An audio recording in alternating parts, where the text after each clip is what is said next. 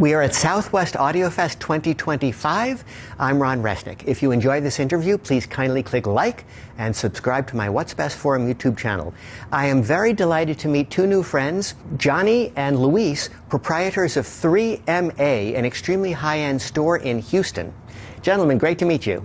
Nice to meet you too, man. I know you guys have been in business together for several years, but your new store opened in 2024 is quite an extravaganza that everybody seems to really be enjoying. How did you pick that location? I've been living in Houston for about 40 years by now, and I'm always looking for a really nice spot for a new location. So it's just been, it's a long story short, I've been driving on the same street and the same location for like 7 years.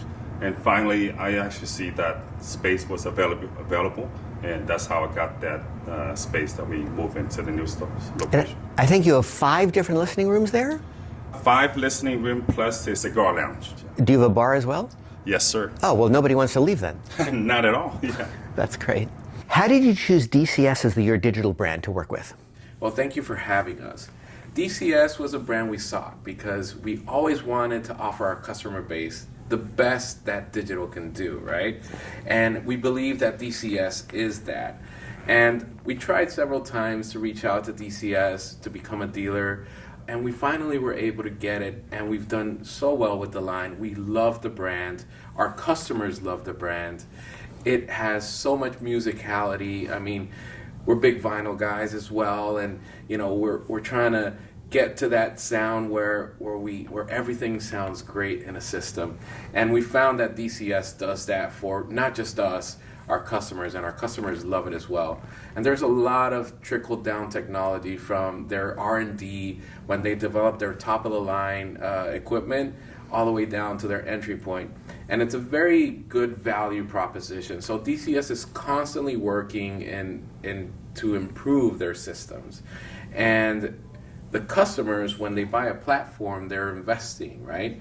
Any upgrades that are done are usually either a firmware update or a hardware update that you don't throw your equipment away, but yet you can send it in to get updated. So, for example, the one we have here, which is the Vivaldi Apex version, the Apex got developed for their new flagship that they have out. And customers that had the older non-Apex version of the Vivaldi were able to send it in and get this new technology that got developed from their top of the line into their Vivaldi. So it's a value proposition, and we saw that aligned a lot with our philosophy, and that we were able to present a value proposition for our customers. How much is this Apex stack? So this is around $100,000 for all 3 pieces here. So we have a clock, an upsampler, and a DAC. Mostly streaming nowadays. There is another piece, which is a CD transport that will do SACDs. We don't have that here. We're not showing that here. But we do have a digital source that's feeding the upsampler, and then the conversion, upsampling, and the clocking is all happening here. Will you be getting a Varese? Probably very soon. Yes, we are looking forward to that. Have you heard that one yet? We have not. Okay. Unfortunately. And the Innuos, is that another brand you carry? Yes, we were looking for a very good server to add to our offerings in our lineup, and Innuos checked all the boxes. Innuos was able to offer not just its own software, its own interface, but it also can be worked as a Roon core, which our customers love, because a lot of our customers are used to the Roon software, and they've either been using it with a MacBook or a Mac Mini or another computer in the system. You know, not ideal situations.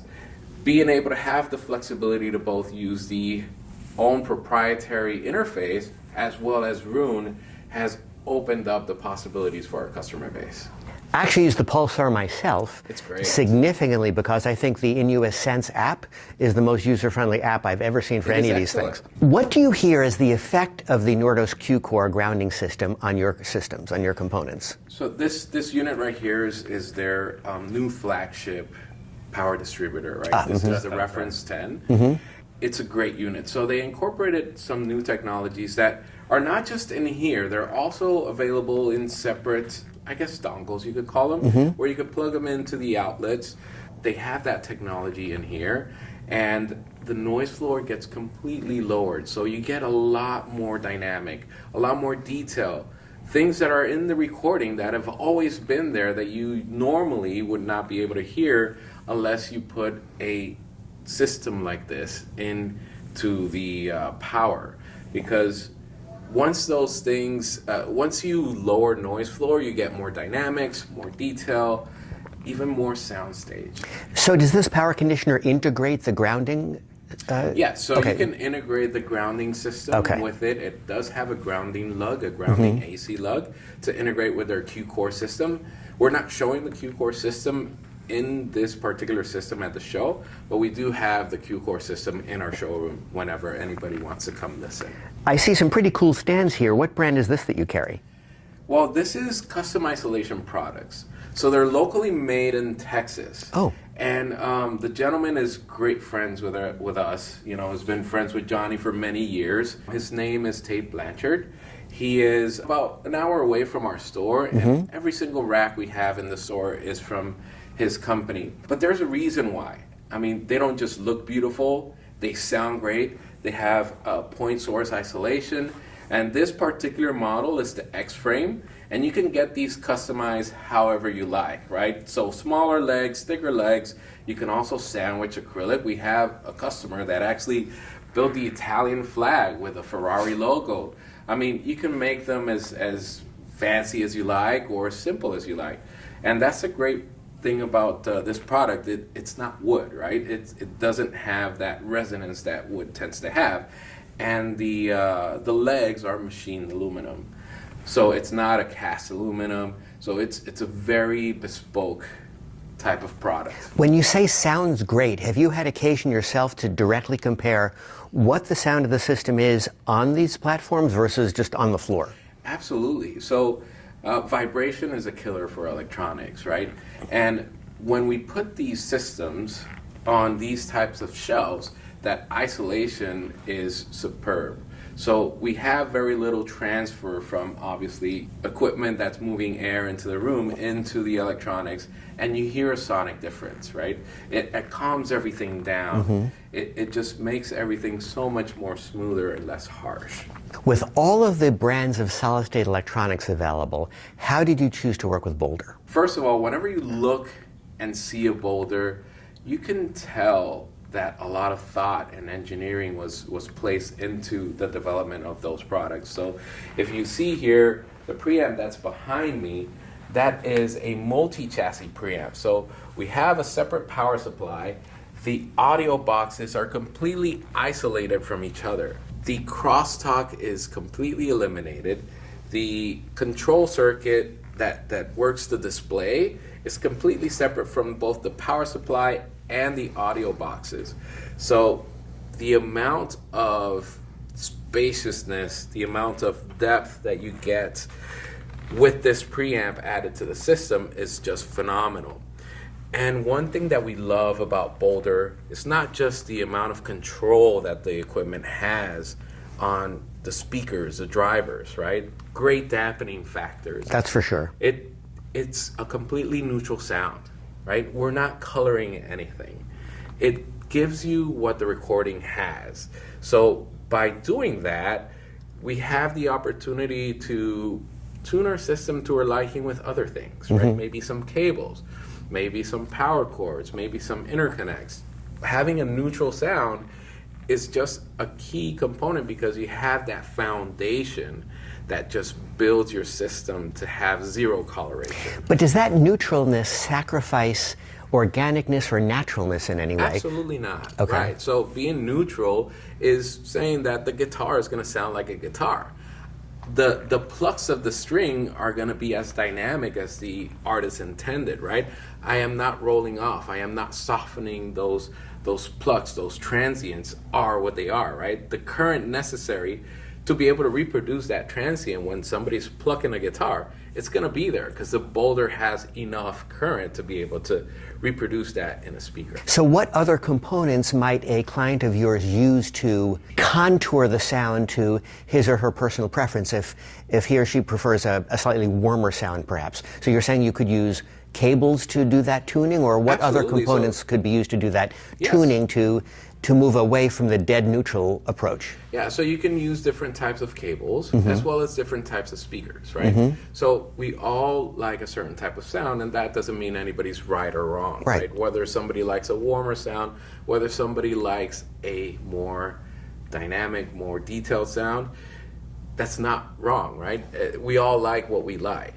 And Boulder gives you that neutral way of saying, okay, well, if you like a warmer sound, put a warmer speaker, right? Or if you like a more detailed sound, put a more detailed speaker.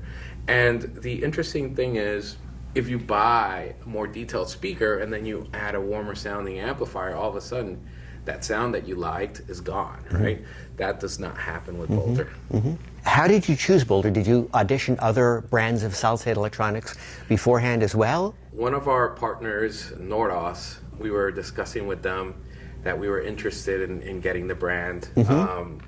Amy Henson from Nordos actually made the introduction, and we started conversations with Boulder. We've known about Boulder, for many, many years, and we've always aspired for that brand. As you'll see with many of the brands we carry, right? We didn't start with these brands. We worked our way to them. Again, the value proposition, the amount of support, having them be a U.S. company, having the support be local, it's incredible. I mean, Jeff, Kenzo, and Logan over there at Boulder are always answering our calls, are always providing feedback, support, and you can't ask for any more. Now, from Boulder a partner, is right? a class act, no doubt about They it. are amazing. So why, if we're going to associate with a brand and a company, that is absolutely what we want to offer, not just to us, but also to our customer base. Tell us about the speaker system you've set up here. This is an interesting system. We have a pair of Magico S5 2024 loudspeakers, aircraft grade aluminum. They have all the new technology that got developed for their top of the line M9 speakers. They just came out with this model. It's an amazing. It is a sealed enclosure, so very fast transients, very dynamic, snappy bass. The tweeter is to die for. It is a beryllium tweeter with a diamond coating, and that adds a lot of stiffness to the driver, right? And zero coloration as well. You have a very neutral, it just breathes, and the accuracy of these speakers are just phenomenal. How did you pick Magico as a brand to work with? I know you also represent YG. Yes. So how did you come to select both of those brands to work with as your, because in some ways they're conceptually similar speakers, very solid, sealed, aluminum-based boxes.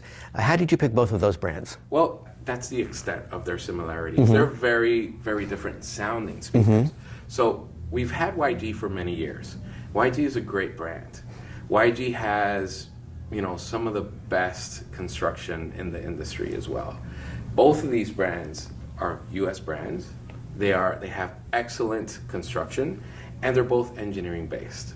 So those are great similarities between them.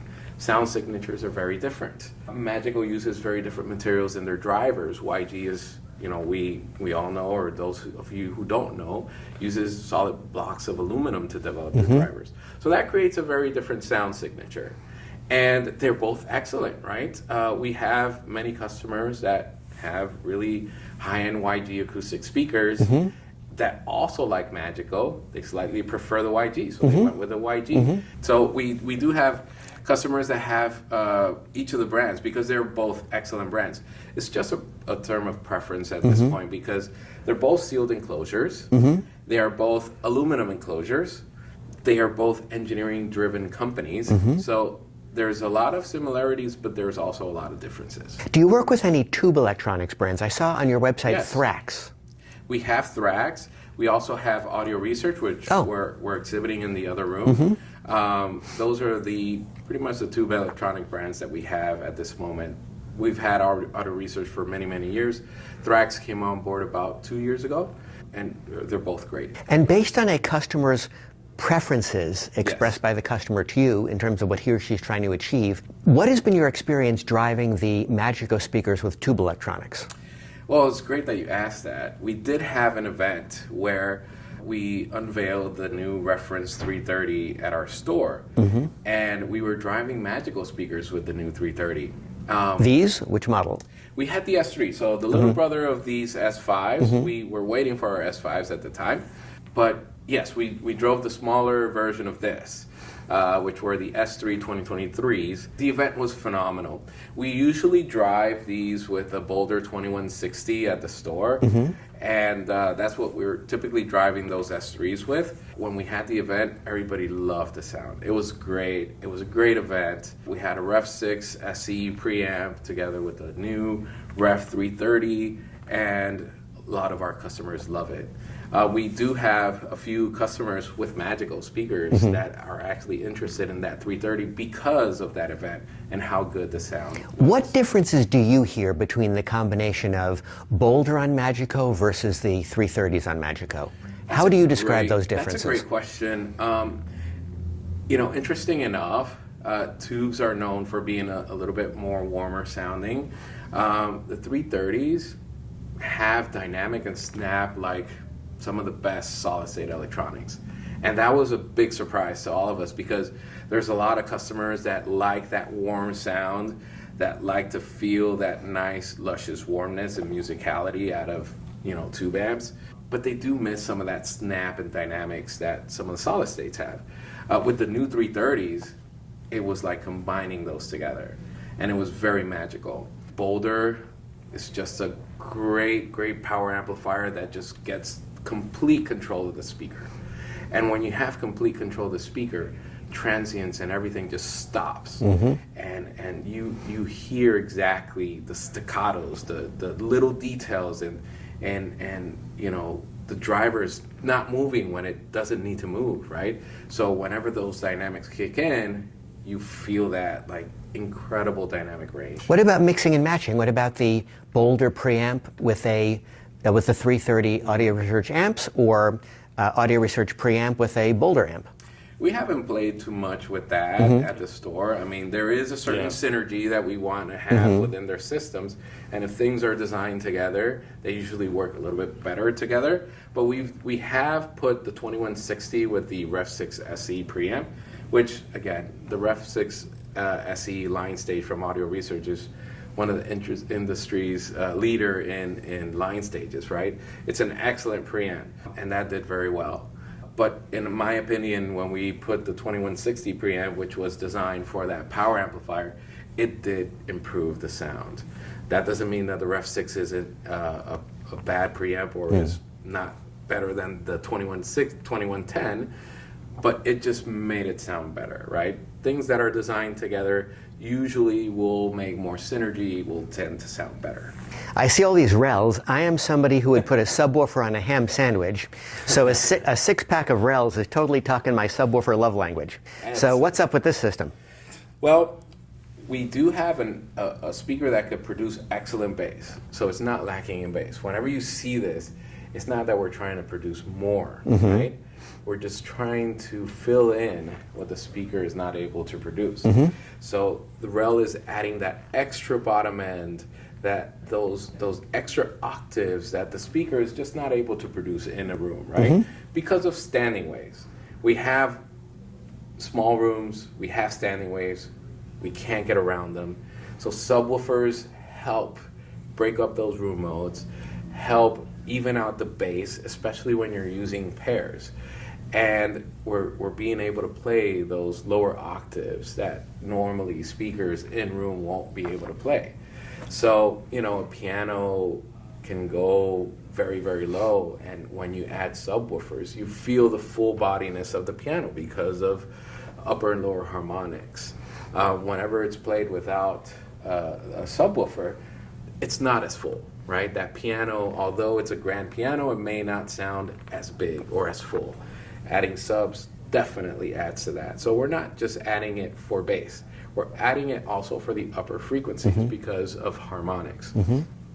Now, the interesting thing that we have here is for the first time we're showing a reference line array. we're going vertical, right? We have that foundation with the bottom subwoofer, and that allows us to get that nice floor rumble, that extra octaves on the lowest, deepest frequencies that we can produce. As we go up in height, right? If I were to lower myself on the floor, I would sound completely different than I do up here, right? So we're changing how bass is coupling with the room by raising up the height, right? And not just that, right? By having 6 of these within line array, we're also making them work less. So each subwoofer has less gain. Each subwoofer has less excursion.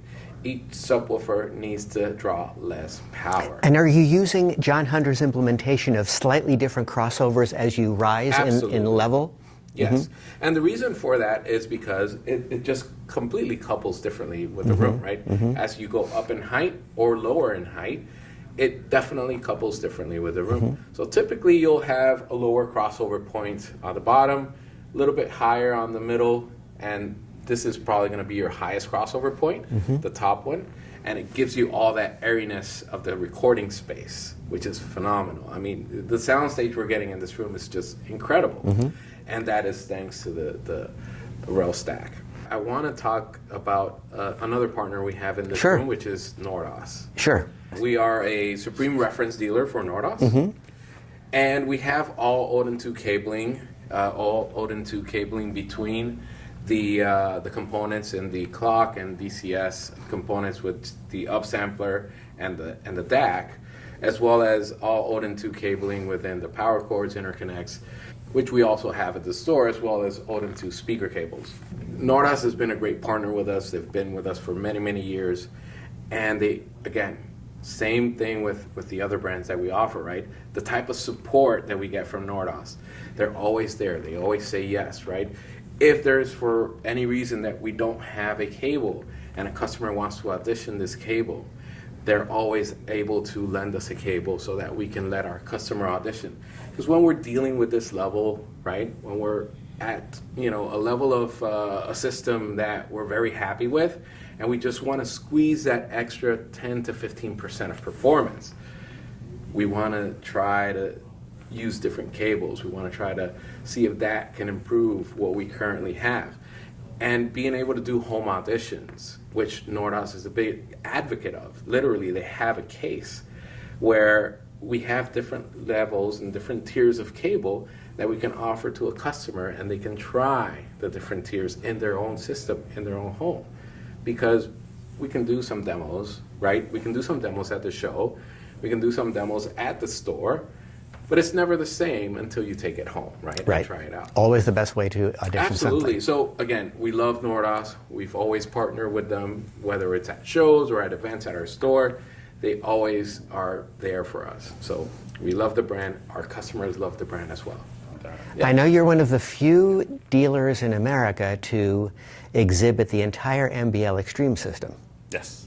Have you ever had occasion to try a different brand's amps on the MBL Extremes? Or you've always used the MBL amps? Well, we have customers that have different brands of amplifiers with MBL products.